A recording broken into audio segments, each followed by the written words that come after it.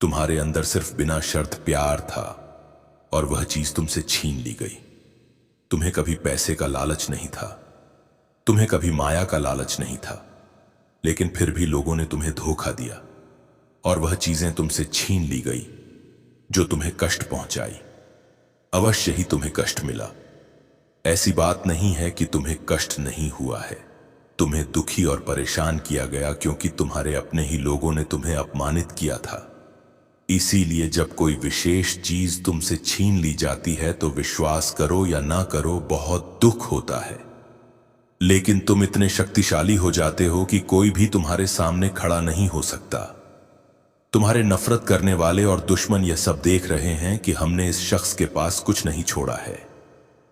हमारा आखिरी शतरंज का मोहरा भी हमने खेल लिया है और इस शख्स पर अब भी उसका कोई वश नहीं है। उसे इसकी चिंता नहीं है, वह अपने जीवन में आगे बढ़ रहा है। तुम्हारे जीवन में इस तरह की स्थिति बन रही है। मैं यह चीजें देख रहा हूं क्योंकि तुम्हारी शिव शक्ति ऊर्जा संतुलित हो गई है। अब तुम नहीं हो, तुम्हें तुम्हारे ईश्वर द्वारा चलाया जा रहा है और यह ईश्वरीय है। यह दिव्य आभा तुम्हारे चेहरे पर दिखाई दे रही है। उपचार हो रहा है, तुम्हें कोई तनाव नहीं है। लोगों ने तुम्हारे जीवन में कई तरह के आंदोलन बनाए हैं। तुम्हारे जीवन में वज्रपात की स्थिति ला दी गई है। कुछ मानसिक लोग तुम्हारे आसपास हैं।